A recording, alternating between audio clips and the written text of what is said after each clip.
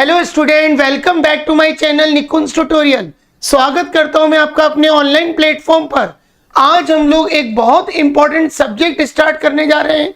जो student graduation और post graduation में फाइनेंस सब्जेक्ट ऑप्ट करते हैं उनको एक सब्जेक्ट जो कि बहुत इंपॉर्टेंट है, इंडियन फाइनेंशियल सिस्टम, जिसको हम लोग फाइनेंशियल सर्विसेज सिस्टम के नाम से भी जानते हैं। इस सब्जेक्ट के कुछ क्वेश्चंस हमेशा यूनिवर्सिटीज के एग्जाम में सेक्शन बी में पूछे जाते हैं। अगर हम बात करें ग्रेजुएशंस की तो उसमें जो बीबीए फाइनेंस लेते हैं या बीकॉम फाइनेंस लेते हैं उनको ये सब्जेक्ट पढ़ना पड़ता है, फाइनेंशियल सर्विस सिस्टम, या जिसको यूनिवर्सिटीज के सिलेबस के अकॉर्डिंग इंडियन फाइनेंशियल सिस्टम भी बोला जा सकता है। इसमें दो टॉपिक जो कि बहुत इंपॉर्टेंट है, जिनके प्रैक्टिकल एग्जाम्स 100% आते हैं। तो सबसे पहले हम ये समझते हैं कि इंडियन फाइनेंशियल सिस्टम क्या होता है। तो देखिए, इंडियन फाइनेंशियल सिस्टम, अगर हम बात करें इंडिया में पैसे का मूवमेंट, कहीं ना कहीं फंड का फ्लो, पर्टिकुलर बहुत सारे इंस्टीट्यूशन से फाइनेंशियल मार्केट के थ्रू, जहां पर ऑर्गेनाइज सेक्टर और अनऑर्गेनाइज सेक्टर में डिवाइड होता है, उसको बोलते हैं इंडियन फाइनेंशियल सिस्टम। इसमें लिखा है Indian financial system is a complex network of institution, यानी जो हमारा इंडियन फाइनेंशियल सिस्टम है वो एक कॉम्प्लेक्स नेटवर्क है, कुछ इंस्टीट्यूट्स का, कुछ मार्केट्स का और कुछ इंस्ट्रूमेंट्स का, जो कि कनेक्ट रहता है सेवर्स एंड बोरोवर, यानी जो पैसा अपना फाइनेंशियल सिक्योरिटीज में लगाना चाहते हैं या जो फाइनेंशियल मार्केट में पैसा इन्वेस्ट करना चाहते हैं, और बोरोवर यानी जो लोग उस पैसे को कहीं ना कहीं दूसरे इंडस्ट्रियल्स को या लोगों को लोन पर देते हैं। तो सेवर और बोरोवर, इनके बीच की कड़ी को कनेक्ट करने के लिए ये फाइनेंशियल इंस्टीट्यूशंस, फाइनेंशियल मार्केट और फाइनेंशियल इंस्ट्रूमेंट्स एक बहुत इंपॉर्टेंट रोल प्ले करते हैं। तो क्या लिखा है, Indian financial system is a complex network of institutions, markets and instruments that connect savers मतलब जो लोग पैसा सेव करते हैं किसी ना किसी फाइनेंशियल इंस्ट्रूमेंट्स में, एंड बोरोवर यानी जो उस पैसे का यूज करते हैं। जैसे मान के चलो मैंने रिलायंस कंपनी के कुछ शेयर्स परचेज किए, रिलायंस कंपनी उस पैसे को किसी ना किसी अपने सेल्फ प्रोजेक्ट में इन्वेस्ट करेगी और लाखों करोड़ों रुपए रिटर्न कमाती है, और सेवर्स को क्या मिलता है, या तो उस इन्वेस्टमेंट का इंटरेस्ट मिलता है या उसको डिविडेंड मिलता है। ठीक है, to facilitate flow of funds and driving economic growth, क्योंकि जो भी हमारी इकोनॉमिक ग्रोथ है, जो भी हमारा पैसा फंड फ्लो के थ्रू या कैश फ्लो के थ्रू मूव हो रहा है पूरी इंडियन इकोनॉमी में, उसमें फाइनेंशियल सिस्टम का बहुत इंपॉर्टेंट रोल है। It is broadly divided into organise sector. हमारा जो इंडियन फाइनेंशियल सिस्टम है उसको दो पार्ट में डिवाइड किया है, एक होता है ऑर्गेनाइज सेक्टर और एक होता है अनऑर्गेनाइज सेक्टर।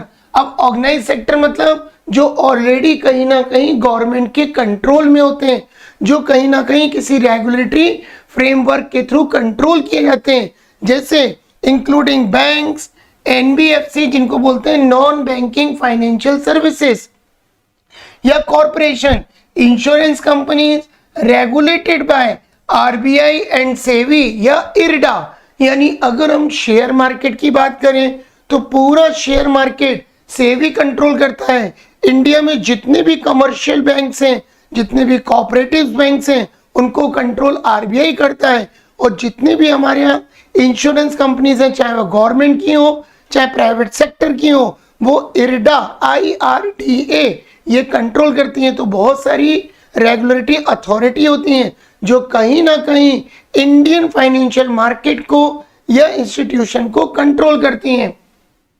और अनऑर्गेनाइज मार्केट जैसे इंक्लूडिंग लोकल मनी लेंडर। अब हमारे इंडिया में ऐसे बहुत सारे मनी लेंडर हैं जो हाई रेट पर लोगों को लोन प्रोवाइड करते हैं, तो उनको बोलते हैं local money lender. And informal groups, और कुछ इनफॉर्मल ग्रुप्स होते हैं जो अपनी खुद की फाइनेंस कंपनी ओपन कर लेते हैं और लोगों को फंड अवेलेबल कराते हैं। The 7 elements of financial system, 7 important elements हैं जो फाइनेंशियल सिस्टम में वर्क करते हैं। 7 एलिमेंट्स ऑफ फाइनेंशियल सिस्टम। सबसे पहला होता है फाइनेंशियल इंस्टीट्यूशन। हमारे इंडिया में बहुत सारे फाइनेंशियल इंस्टीट्यूशन हैं जो कि रेगुलेट करते हैं। आरबीआई, सेबी, सेंट्रल बैंक्स, ये सब कंट्रोल करते हैं। Then financial market. हमारे इंडिया में 2 तरीके के मार्केट हैं, एक प्राइमरी मार्केट और एक सेकेंडरी मार्केट। इसके बाद फाइनेंशियल इंस्ट्रूमेंट्स, बहुत सारे इंस्ट्रूमेंट्स हैं, जैसे कुछ लोग कमर्शियल पेपर में इन्वेस्ट करते हैं, कुछ स्टॉक्स में लगाते हैं, कुछ शेयर्स में लगाते हैं, कुछ डिवेंचर्स में लगाते हैं, कुछ बॉन्ड, कुछ म्यूचुअल फंड, कुछ सर्टिफिकेट ऑफ डिपॉजिट। दुनिया भर के कमर्शियल पेपर, दुनिया भर के कमर्शियल सिक्योरिटीज होती हैं जो फाइनेंशियल इंस्ट्रूमेंट्स में आते हैं। And payment system, payment cheque के थ्रू करना है कि ऑनलाइन करना है कि आरटीजीएस यूज करना है कि आपको कोर बैंकिंग यूज करना है, तो ये सब आता है फाइनेंशियल सिस्टम। रेगुलेटरीज बॉडीज, हर चीज को कंट्रोल करने के लिए इंडिया में एक रेगुलेटरी बॉडी बनी है। जैसे बैंकों को कंट्रोल करती है आरबीआई, इंश्योरेंस कंपनी को कंट्रोल करती है इरडा, शेयर मार्केट और डिवेंचर मार्केट या म्यूचुअल फंड मार्केट को कंट्रोल करती है सेबी, तो उसको बोलते हैं regulatories bodies. Infrastructure and financial services, तो ये दुनिया भर की चीजें जो मैंने ये 7 एलिमेंट्स बताए, ये इंडियन फाइनेंशियल सिस्टम का सबसे इंपॉर्टेंट पार्ट है। बस तुम ये ध्यान रखना, इंडियन फाइनेंशियल सिस्टम एक ऐसा इंस्टीट्यूट, एक ऐसा मार्केट, एक ऐसा इंस्ट्रूमेंट जो सेवर और बोरोवर में आपस में कनेक्ट रहता है और कहीं ना कहीं आपको फंड ऑफ फ्लो, जो हमारी इकोनॉमिक ग्रोथ है, उसके अंदर पैसे का मूवमेंट होता है, उसको बोलते हैं इंडियन फाइनेंशियल सिस्टम। अब हम आगे बात करते हैं।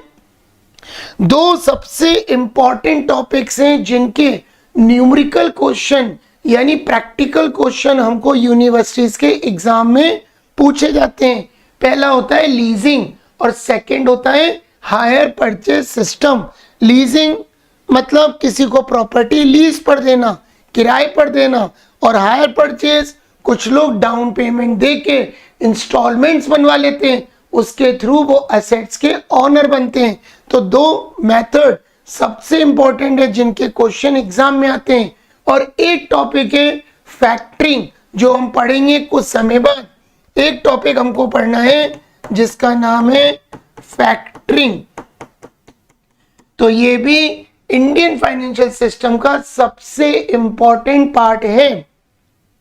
अब हम बात करते हैं लीज और हायर परचेज, इन दोनों का बेसिक डिफरेंस क्या है, लीज क्या होता है और हायर परचेज क्या होता है। तो ध्यान से समझिएगा। Lease is a legal contract, lease एक लीगल कॉन्ट्रैक्ट है that grants someone right to use a property of asset for a specific period in exchange of payments. यानी मेरी कोई प्रॉपर्टी है इंदौर में, मैंने वो प्रॉपर्टी किसी को रेंट पर दी, जब तक वो उसका पेमेंट देता रहेगा वो उसका यूजर रहेगा। ऑनर तो एक ही होता है। और कभी भी ध्यान रखना, जो प्रॉपर्टी हम रेंट पे देते हैं कुछ समय के लिए, चाहे वो शॉर्ट टर्म पीरियड हो या पर्टिकुलर कुछ इंटरवल टाइम्स के लिए दें, 1 month, 2 month, 1 year, 2 year, 3 year, जब तक वो रेंट देता रहेगा वो उसको यूज करता रहता है। तो क्लियर लिखा है, लीज एक लीगल कॉन्ट्रैक्ट होता है जो कि ग्रांट यानी परमिशन, जो किसी को परमिशन देता है, द राइट टू यूज यानी आप उस प्रॉपर्टी को यूज करिए for a specific period in exchange of payment. आगे क्या लिखा है, it is an agreement between owner, ये एक एग्रीमेंट होता है ऑनर, जिसको बोलते हैं lessor, LESSOR, lessor, and user जिसको बोलते हैं lessee, that outline the terms of using something.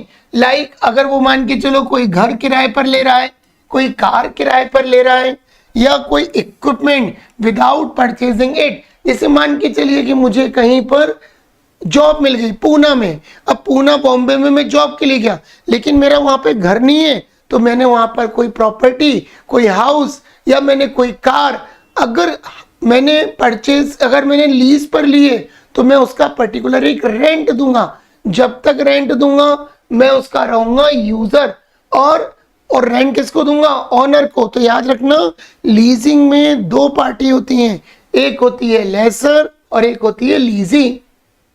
अब हायर परचेज क्या होता है, ध्यान से सुनना। Hire purchase is an agreement. Hire purchase एक एग्रीमेंट है where a buyer make a down payment. जैसे मैंने कोई गाड़ी परचेज करनी है, होंडा एक्टिवा, ठीक है, 1 लाख रुपए की गाड़ी है, मैंने 20,000 रुपए डाउन पेमेंट दे दिया, बाकी 80,000 रुपए की कंपनी से हम एक इंस्टॉलमेंट बनवाएंगे। जब तक वो इंस्टॉलमेंट चलेगी मैं उसका यूजर हूं। जैसे इंस्टॉलमेंट की आखिरी इंस्टॉलमेंट ईएमआई पे होगी मैं अल्टीमेटली उसका ऑनर बन जाऊंगा, यानी ऑनरशिप मेरे को ट्रांसफर हो जाएगी।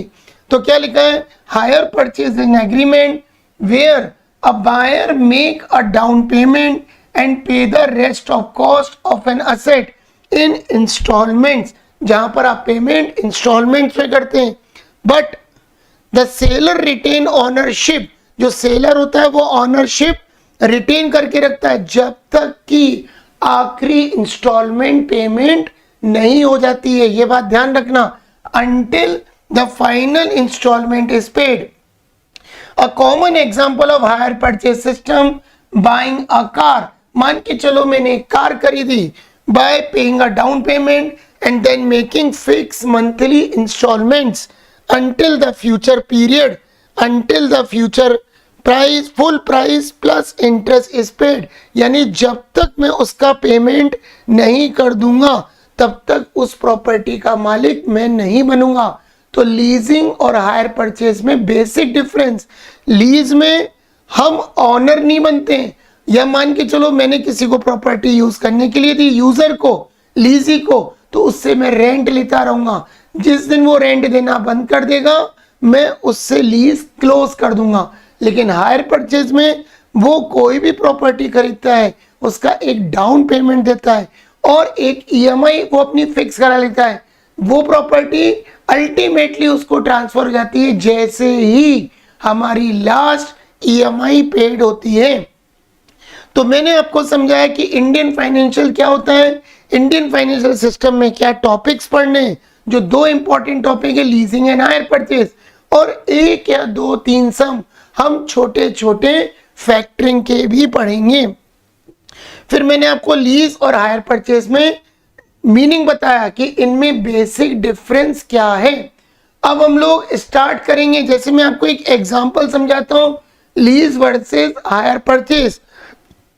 मान के चलो ये एक कार है, अगर मैं एचपी सिस्टम में जाता हूं हायर परचेज, कार मुझे खरीदनी है, अगर मुझे उस कार का ऑनर बनना है यानी वो कार मैं खरीदना चाहता हूं, तो मेरे पास कैसे आएगा, हाउ, पेइंग अपफ्रंट। मैं कुछ डाउन पेमेंट दे दूंगा कि भैया कार है 10 लाख की, मैंने 3 लाख रुपए डाउन पेमेंट दे दिए, बचे 7 लाख रुपए।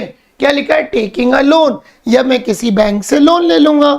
यानी अगर तुम किसी प्रॉपर्टी के मालिक बनना चाहते हो तो तुम्हें उसका कुछ डाउन पेमेंट देना पड़ता है, बाकी का रेस्ट अमाउंट कि तुमको इंस्टॉलमेंट्स बनवानी पड़ती हैं।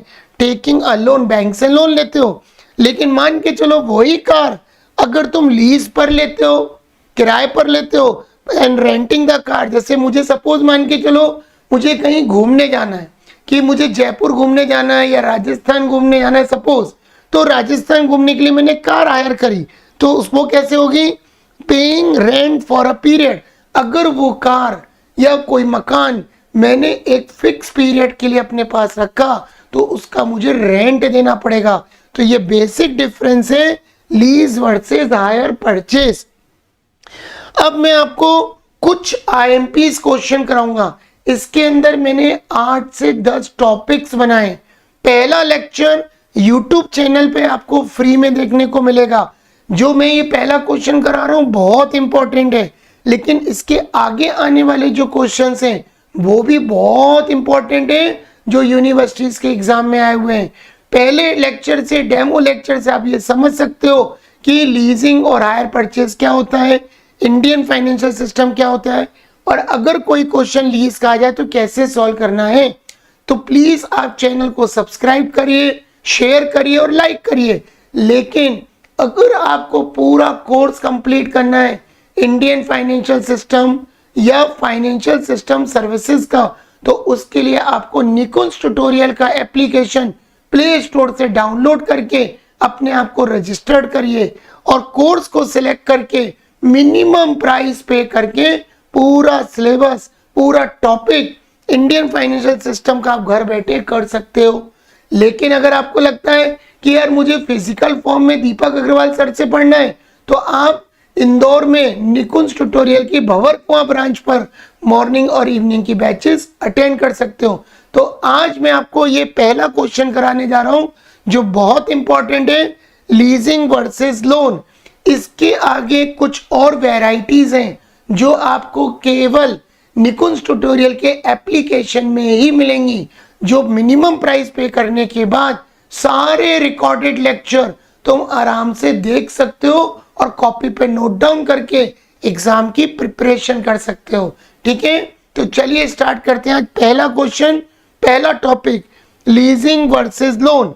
मान के चलो मुझे एक मशीन खरीदनी है, मेरे पास दो ऑप्शन है, या तो वो प्रॉपर्टी मैं लीज पर ले लूं या तो मैं उस प्रॉपर्टी को खरीदने के लिए लोन ले लूं। तो मुझे ही देखना है किसके अंदर सबसे मिनिमम कैश आउटफ्लो होगा। अगर मुझे लगता है लीज में पैसा कम जा रहा है तो मेरे लिए लीजिंग ऑप्शन बेटर है कंपेयर टू बोरो ऑप्शन। ठीक है, तो चलिए स्टार्ट करते हैं। पहला question, XYZ Limited is in the business of manufacturing steel utensils। एक कंपनी है XYZ जो स्टील यूटेंसिल्स, वो बर्तन बनाती है स्टील के, यूटेंसिल्स माने बर्तन। The firm is planning to diversify, firm planning कर रही है अपनी कंपनी को फैलाना है, स्प्रेड करना है, अदर स्टेट में डाइवर्सिफाई करना है, and add a new product line. The firm either can buy the required machine, या तो वो मशीन खरीदेगी या गेट इट ऑन लीज, या तो वो लीज पर लेगी।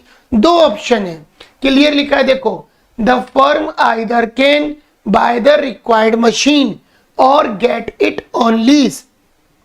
मशीन की कॉस्ट कितनी है? 15 लाख रुपए। मशीन की एस्टिमेटेड लाइफ कितनी है? 5 साल। Salvage value 1 lakh. कोई भी मशीन खरीदने जाते हो तुम्हें सबसे पहले वो मशीन की कीमत बताएगा। 15 लाख की मशीन है, 5 साल उसकी एस्टिमेटेड लाइफ है। साल्वेज वैल्यू जिसको हम बोलते हैं स्क्रैप, यानी 5वें साल के अंत में ये मशीन कितने लाख की बिकेगी? 1 लाख की। Purchase can be finance by 20% loan. वो कह रहा है आप बैंक से लोन ले सकते हो 20%, repayable in 5 equal installments।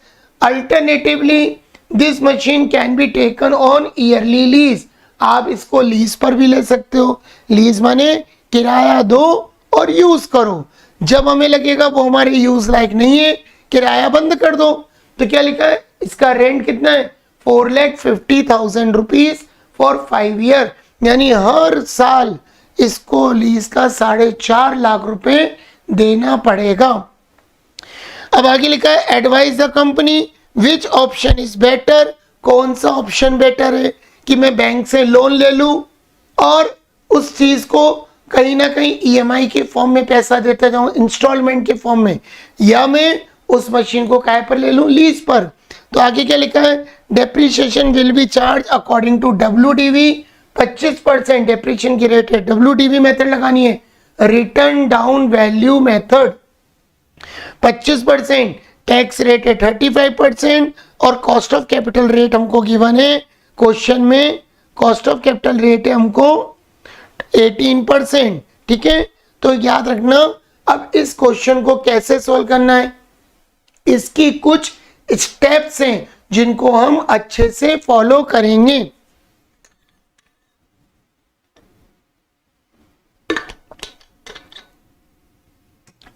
ध्यान से समझना, ये पहला क्वेश्चन बहुत इंपॉर्टेंट है और इसके आगे आने वाले क्वेश्चन नई नई वैरायटी के क्वेश्चन होंगे, क्योंकि यूनिवर्सिटी में कोई सी भी वैरायटी पूछी जा सकती है। इस पूरे सब्जेक्ट को इंडियन फाइनेंशियल सिस्टम यानी फाइनेंशियल सर्विस सिस्टम को मैंने 8 टॉपिक्स में डिवाइड किया है। ये पहला टॉपिक है। इसके बाद 7 और टॉपिक हैं जो केवल आपको एप्लीकेशन पे रिकॉर्डेड लेक्चर के फॉर्म में मिलेंगे। लेकिन पहला लेक्चर यूट्यूब चैनल पर आपको फ्री में देखने को मिलेगा। जब आप निकुंज ट्यूटोरियल एमबीए डालोगे इंडियन फाइनेंशियल सिस्टम तो ये लेक्चर मिलेगा। तो चलिए पहले क्वेश्चन को स्टार्ट करते हैं। सॉल्यूशन नंबर 1 कॉपी पे लिखेंगे। Solution number 1,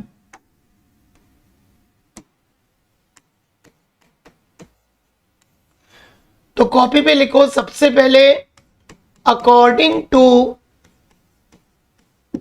leasing option. अगर हम लोग लीजिंग ऑप्शन लेते हैं तो क्वेश्चन को कैसे सॉल्व करना है। तो सबसे पहले आपको क्या करना है, लीजिंग ऑप्शन के अकॉर्डिंग कॉपी पे लिखना है calculation of present value of cash outflow, calculation of present value of cash outflow bracket में लिखेंगे according to lease option, according to lease option. ठीक है, तो सबसे पहले कॉलम में लिखेंगे ईयर, यानी टोटल आपको 6 कॉलम बनाने हैं। ध्यान से समझना, इसमें स्टेप्स बहुत इंपॉर्टेंट होती हैं। टोटल 6 कॉलम बना लीजिए।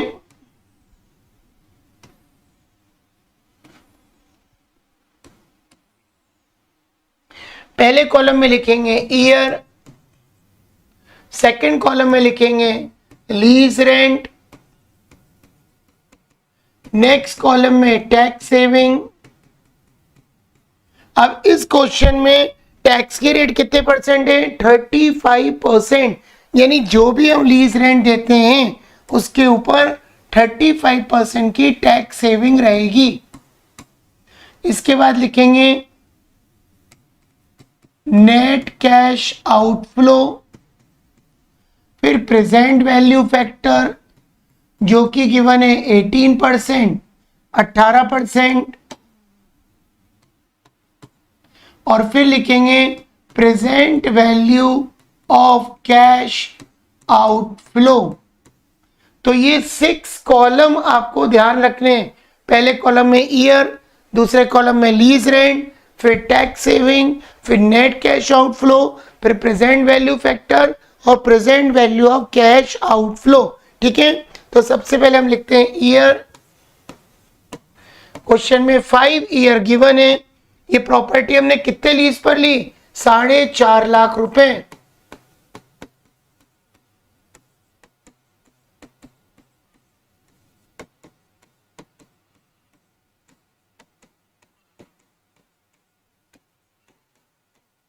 क्या लिखेंगे 4,50,000। टैक्स सेविंग कितने परसेंट है, 35%। तो टैक्स सेविंग हमेशा किसकी निकालते हैं, लीज रेंट की।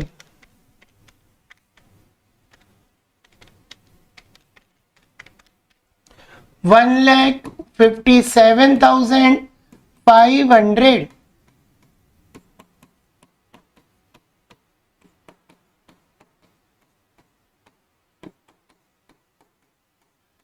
तो ये हो गया column number 1, column number 2, column number 3, column number 4 जो कि निकलेगा 2 - 3, कॉलम नंबर 5 और कॉलम नंबर 6 निकलेगा 4 × 5, 4 × 5। ठीक है, तो अब इसको हम सॉल्व करते हैं। तो पहले आप इसमें से इसको माइनस करोगे। याद रखना, जो भी आप लीज रेंट दे रहे हो उसमें से पहले टैक्स सेविंग माइनस कर दो, तो बचेगा 2,92,500।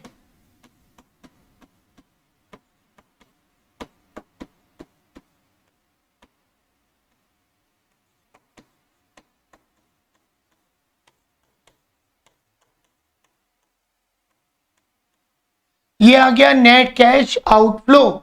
अब हम निकालेंगे प्रेजेंट वैल्यू फैक्टर, जिसको हम लोग कॉस्ट ऑफ कैपिटल रेट भी बोलते हैं, अपॉर्चुनिटी रेट भी बोलते हैं। तो अगर ये 18% है तो मैंने आपको बहुत सिखाया था 18% को निकालने का तरीका 1/1.8 और इक्वल का साइन अगर आप प्रेस करते जाओगे तो निकलेगा present value factor.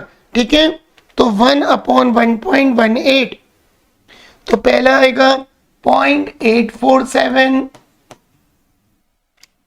0.718, 0.608,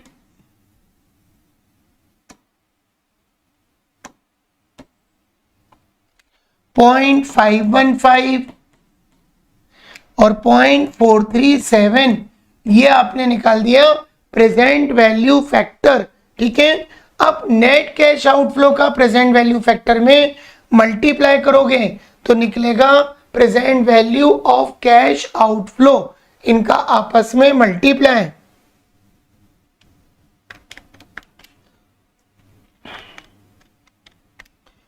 $2,47,748, 2,47,748 round of करके वैल्यू लिख दोगे। अब इसका इसमें मल्टीप्लाई करोगे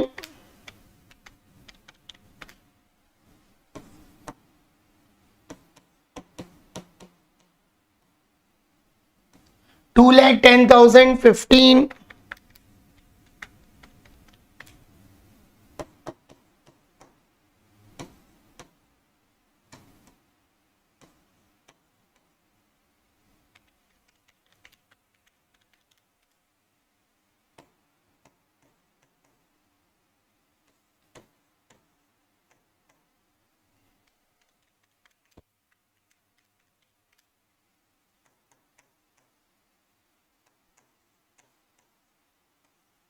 इनका हम टोटल लगा देंगे तो हमको मालूम चल जाएगा कितना पैसा हमारी जेब से लीजिंग ऑप्शन में आउटफ्लो हो रहा है। तो यहां लिखेंगे total of present value of cash outflow. तो इनका हम टोटल लगा देते हैं 247,748, 2,10,000, 15, 177,840, 150, 638 और 127,823। यानी टोटल अगर हम देखें तो हमारी जेब से पैसा कितना जा रहा है, ये इसको एक बार क्रॉस चेक कर लेते हैं एक बार फिर से। 2,47,748, 2,10,015 रुपये, 177,840, 150,638 और 127,823, यानी टोटल 9,14,064 रुपीज लीजिंग ऑप्शन में हमारी जेब से जा रहा है। मैं फिर से दोबारा समझा देता हूं, एक XYZ कंपनी है, उसके बाद दो ऑप्शन है, या तो वो बैंक से लोन ले और मशीन परचेज करे, या फिर वो मशीन लीज पर ले और ये मशीन पर लीज ली उसने 5 साल के लिए, हर साल रेंट कितना दिया 4,50,000 रुपीज। अब जो भी हम रेंट देते हैं उसकी हमें टैक्स सेविंग मिलती है 45, यहाँ दिया 35%, इन सबका 35 निकाला तो आया टैक्स सेविंग, इसमें से इसको माइनस किया तो निकला नेट कैश आउटफ्लो। फिर हमने पीवी फैक्टर लगाया, पीवी फैक्टर निकालने का तरीका सिखाया, 18% इक्वल टू 1/1.8 और इक्वल का साइन प्रेस किया तो ये पीवी फैक्टर आया। इसको हमने इससे मल्टीप्लाई किया और टोटल लगा दिया, यानी लीजिंग ऑप्शन में आपकी जेब से पैसा जा रहा है 9,14,064 रुपए, 9,14,064 रुपीज। तो ये तो कैलकुलेशन हो गई अकॉर्डिंग टू लीजिंग ऑप्शन। अब अगर हम बोरो ऑप्शन लेते हैं तो कैसे सॉल्व करेंगे, अकॉर्डिंग टू लोन ऑप्शन, या ब्रैकेट में लिखते हैं फाइनेंस ऑप्शन, कहीं से फाइनेंस करवाते हैं तो मान के चलो अगर क्वेश्चन में तुम्हें ईएमआई कैलकुलेट करके नहीं दी कि जिस भी तुम फाइनेंशियल इंस्टीट्यूट से लोन ले रहे हो, अगर उसने ईएमआई नहीं दी तो सबसे पहले तुम्हें निकालना है स्टेप 1 ईएमआई, जिसको हम बोलते हैं एनुअल इंस्टॉलमेंट्स। तो ये कैसे निकालोगे? Cost of machine divided by total present value factor of given loan rate percentage, यानी जिस रेट पर तुम लोन ले रहे हो उस रेट का 5 साल का पीवी फैक्टर तुम्हें निकालना है। तो तुमने लोन किस रेट से लिया? तो इसमें लिखा है 20%। तो तुम क्या करोगे? 20% से पीवी फैक्टर निकालोगे 1 से लेके 5 ईयर तक। तो 1 2 3 4 5। अब 20% हमें निकालना है, तो उसका तरीका क्या होता है? 1/1.20 और इक्वल का साइन अगर प्रेस करते जाओगे तो प्रेजेंट वैल्यू फैक्टर निकलता जाएगा 1/1.20, यानी 0.833, 0.694, 0.578, 0.482 और 0.402, इनका टोटल लगा दोगे।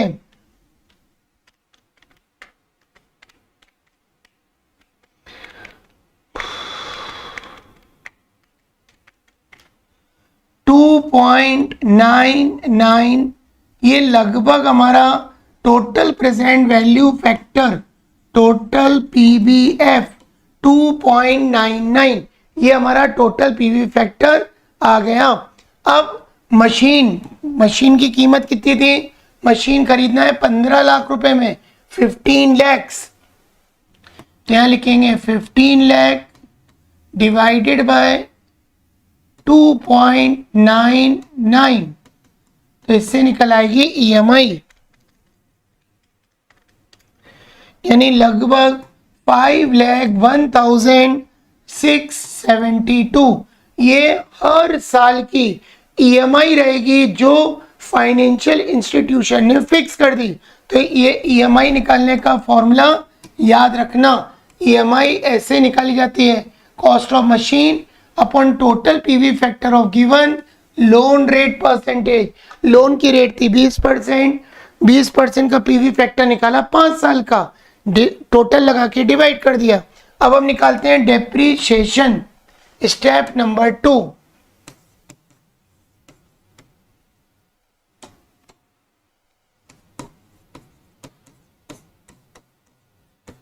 कैलकुलेशन ऑफ डेप्रीशिएशन, और डेप्रीशिएशन की कौन सी मेथड लगानी है? WDV, written down value method. Percentage कितना दिया है WDV का? यहां देखो दिया होगा 25%, ये क्लियर लिखा है 25%, तो यहां लिखेंगे 25%। ठीक है। अब याद रखो डेप्रीशिएशन की 2 मेथड होती हैं।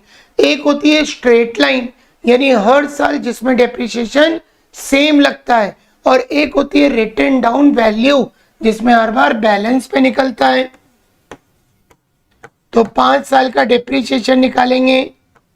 मशीन है 15 लाख की, 15 लाख का 25%,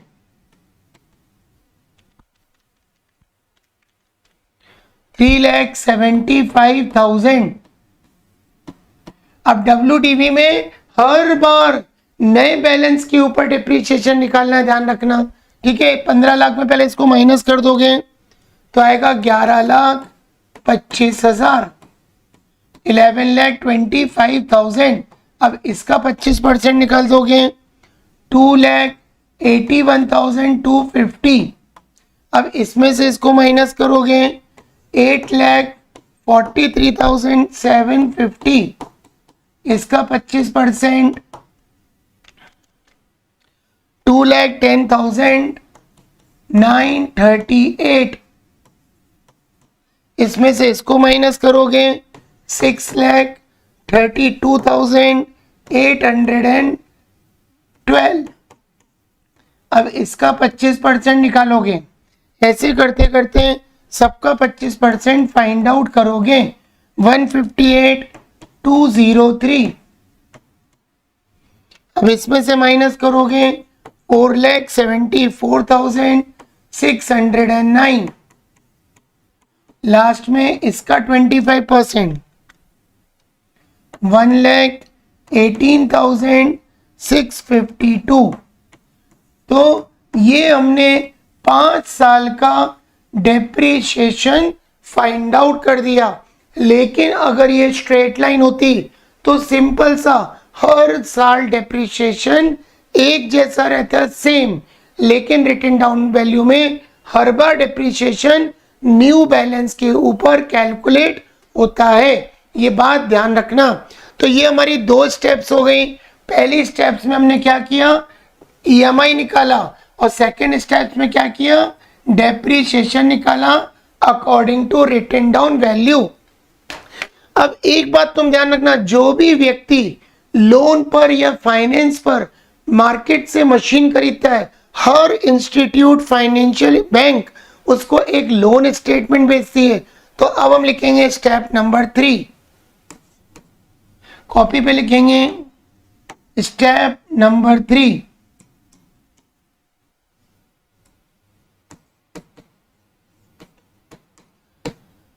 लोन शेड्यूल,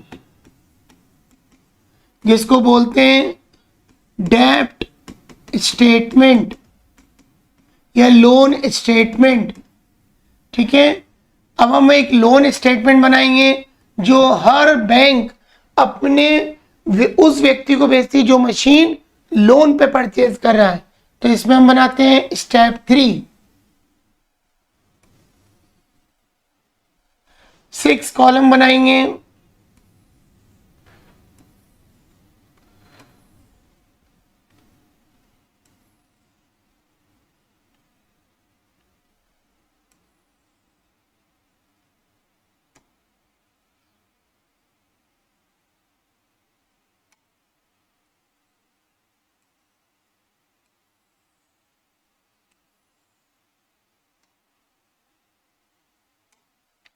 पहले कॉलम में लिखेंगे ईयर, फिर हम लिखेंगे loan at beginning, loan at beginning.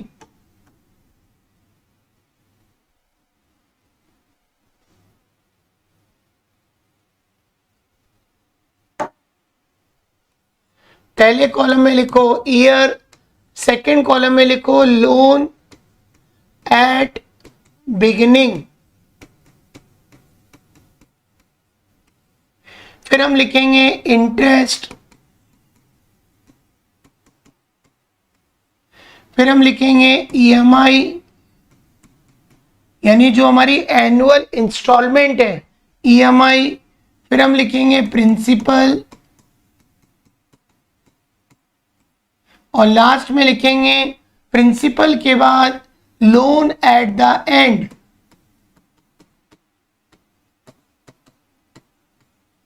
तो ये हमें 6 कॉलम बनाने हैं, जिसके थ्रू बनेगा लोन स्टेटमेंट यानी डेप्ट शेड्यूल, जो कि हर बैंक वाला जो मशीन परचेज कर रहा है उसको भेजता है। ठीक है, कि आपको हर साल कितना इंटरेस्ट लगेगा, कितना प्रिंसिपल बचा, कब आपकी ईएमआई कंप्लीट हो रही है।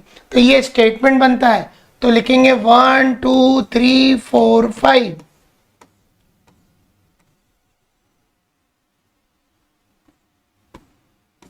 सेकेंड में लिखेंगे लोन एट द बिगिनिंग। अब मशीन की कॉस्ट कितनी थी, 15 लाख रुपए, तो यहाँ लिखेंगे 15 लाख रुपीस। ठीक है, इंटरेस्ट की रेट क्या थी, 20%, और ईएमआई तो आपने फिक्स कर ही लिए, हर साल 5,01,672 रुपए, 5,01,672 रुपीज आपको पे करने हैं। तो यहाँ EMI एक जैसी लिख देंगे।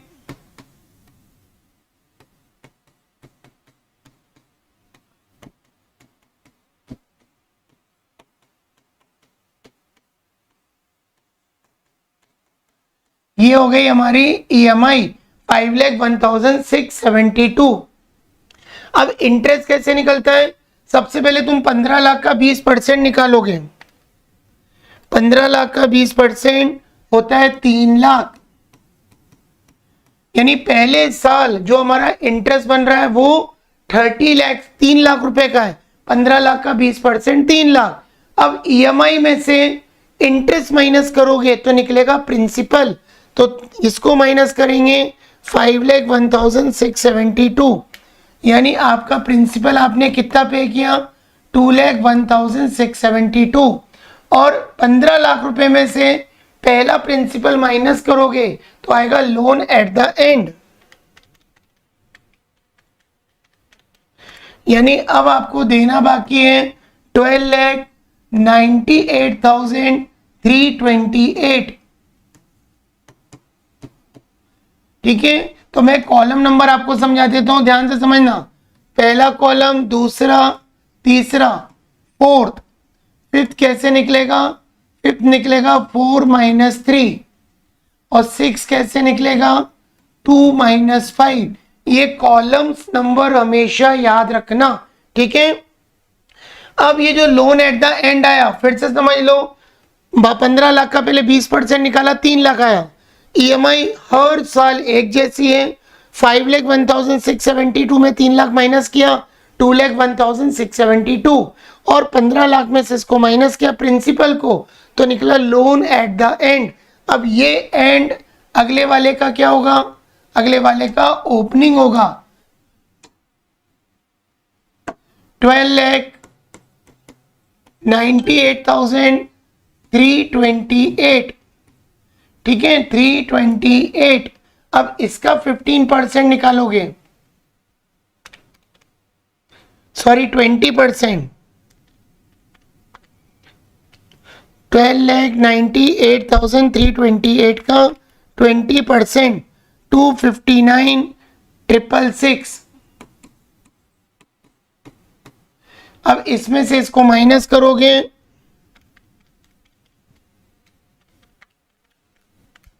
तो ये बचेगा 2,42,006।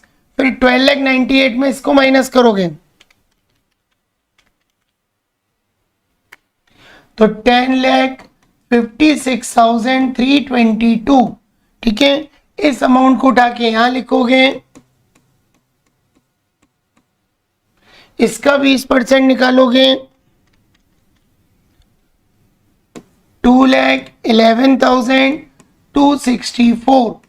इसमें से इसको माइनस करोगे 2,90,408। फिर इसमें से बिगिनिंग में से प्रिंसिपल माइनस करोगे तो एंड आएगा। इस तरीके से 5 साल तक आपको ये कैलकुलेट करना है। ठीक है, तो इसको हम कैलकुलेट करते चलते हैं।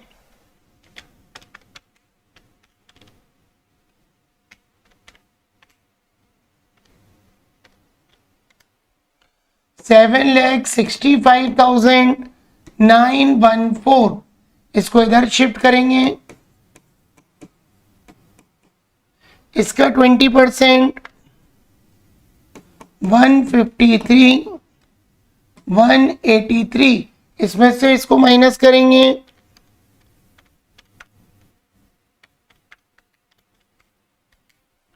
348,489। फिर इसमें से इसको लेस करेंगे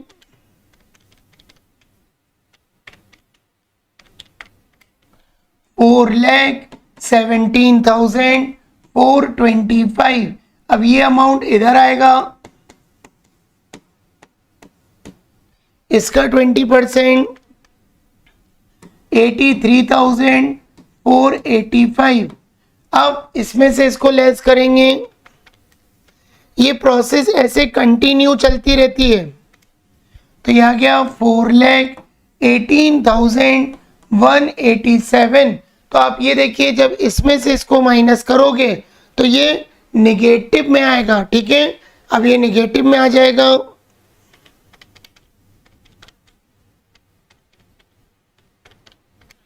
माइनस का 762।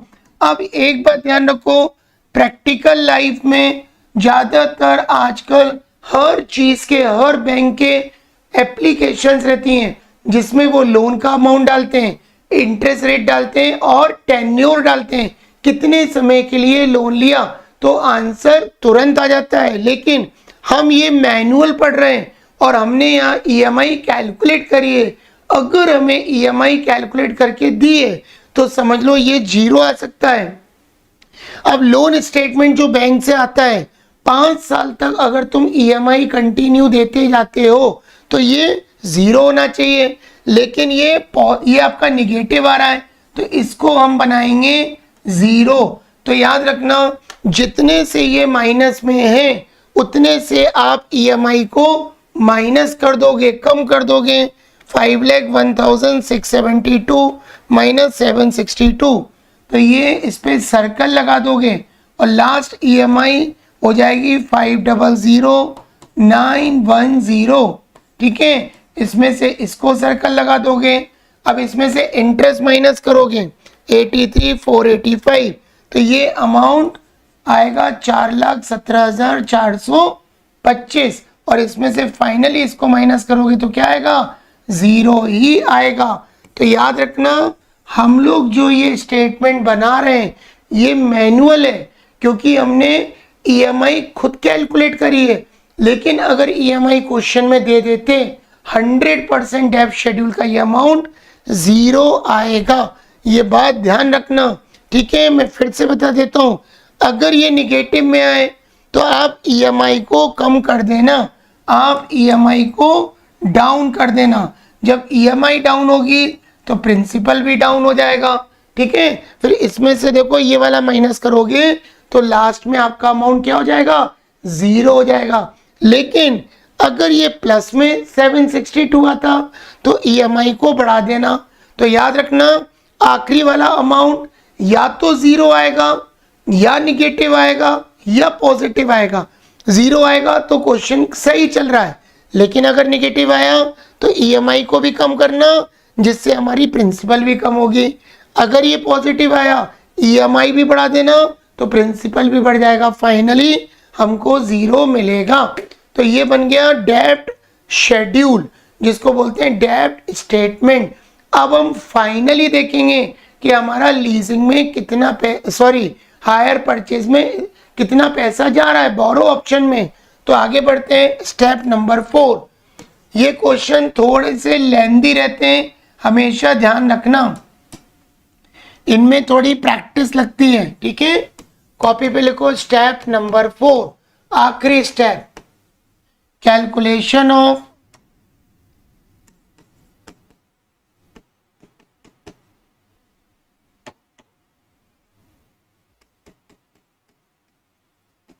Present value of cash outflow. और ऑप्शन कौन सा है, लोन ऑप्शन।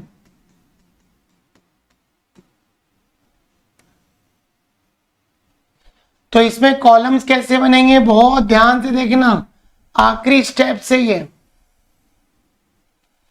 तो पहले कॉलम में आएगा ईयर, सेकंड कॉलम में जो आपकी एनुअल इंस्टॉलमेंट है, जो थर्ड कॉलम है और फोर्थ कॉलम है, इन दोनों में आपको मिलेगी टैक्स सेविंग 35%। तो एक तो टैक्स सेविंग आपको मिलेगी इंटरेस्ट की और एक टैक्स सेविंग मिलेगी डेप्रीशिएशन की।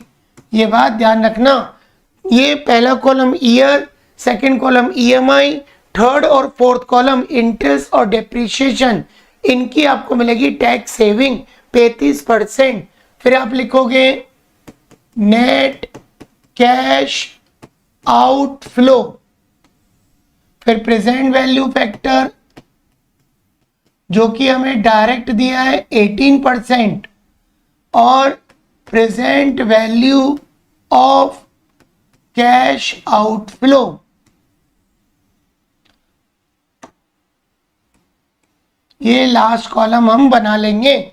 तो पहले कॉलम में लिखो ईयर, टोटल इस क्वेश्चन में 5 ईयर है और ईएमआई है 5,01,672।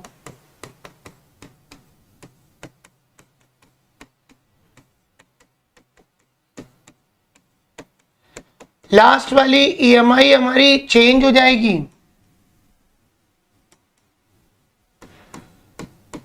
लास्ट वाली ईएमआई क्या होगी 5,09,10।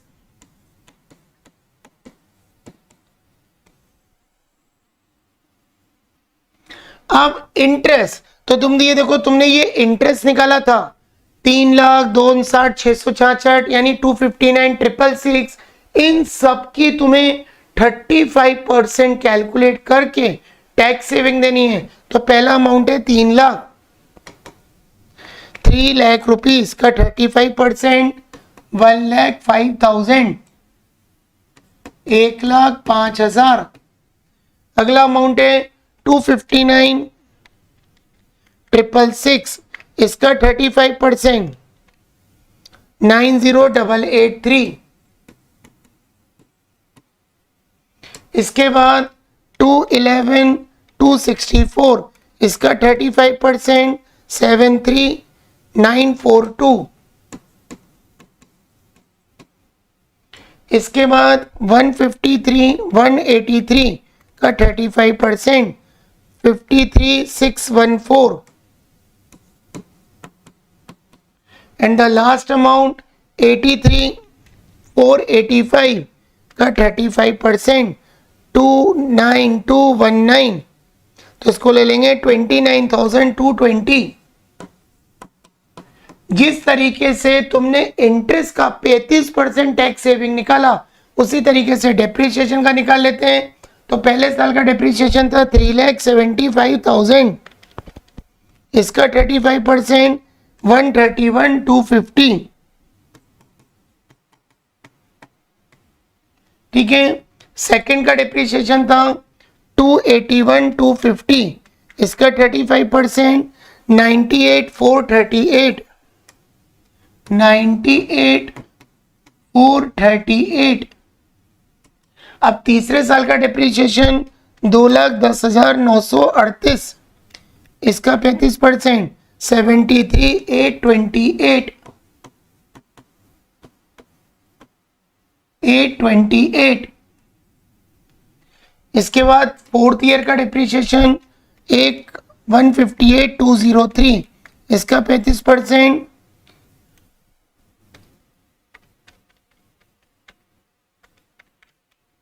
55,371, 55,371। और लास्ट 118,652 का 35%, 41,528। तो तुमने इस तरीके से इंटरेस्ट और डेप्रिसिएशन दोनों की सेविंग कैलकुलेट कर दी। अब इन दोनों को ऐड करके इसमें से माइनस करना है। इन दोनों को ऐड करो, इन दोनों की सेविंग को ऐड करो और इसमें से माइनस करो। 1,05,131,250 माइनस 5,01,672, तो ये आएगा 2,65,422। 90,883 प्लस 98,438 माइनस 5,01,672, 3,12,351। फिर 73,942 और 73,828 माइनस 5,01,672, यानी 353,942 902, 53,614, 55,371 minus 501, 672, 392, 687। फिर इन दोनों को ऐड करोगे 29 220, 41 528 माइनस 430 162। ठीक है, अब प्रेजेंट वैल्यू फैक्टर वही 18% जो हमने लीजिंग में फाइंड आउट किया था, ये 18% का पीवी फैक्टर। ठीक है, तो फिर से एक बार कैलकुलेटर पे निकाल देते हैं। 0.847, 0.718,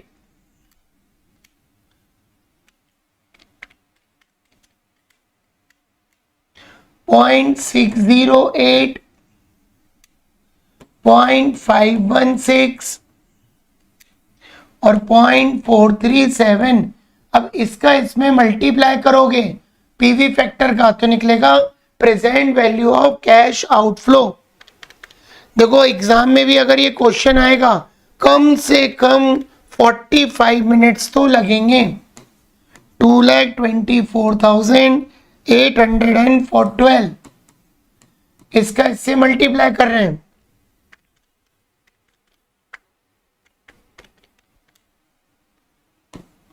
टू लैख 24,268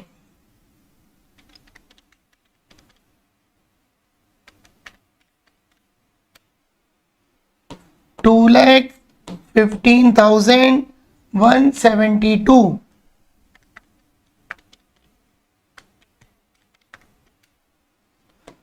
2,02,626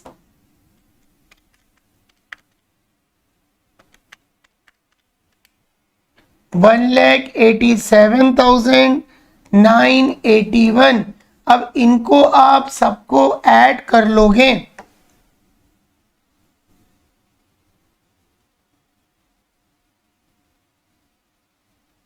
ठीक है, इनको हम ऐड कर लेते हैं।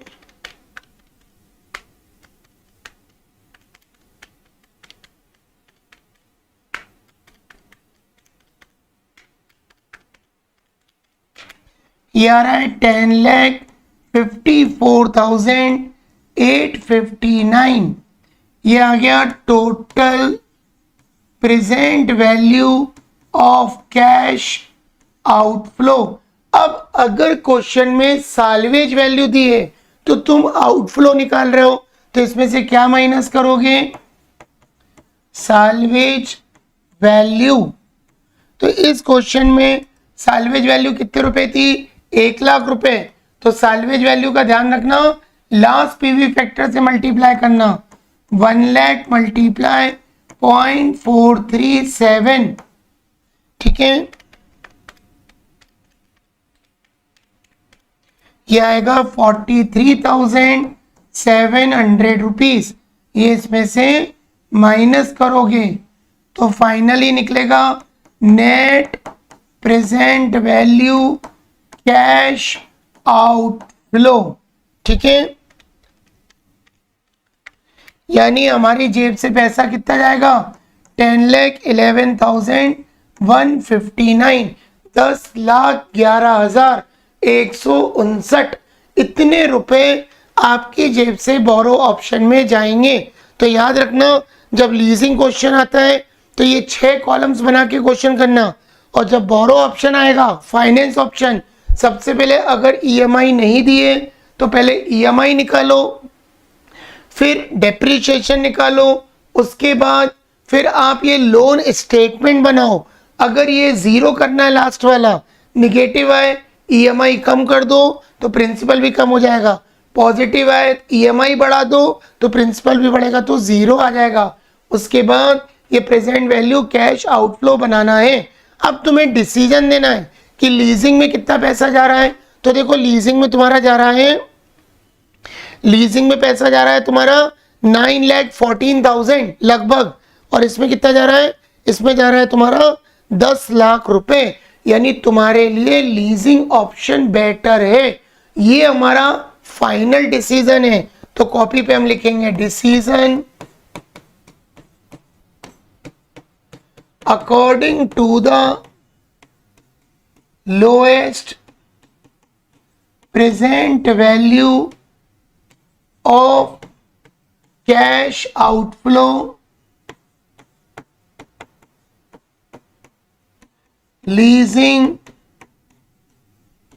Option is better compared to borrow option, borrow यानी लोन ऑप्शन।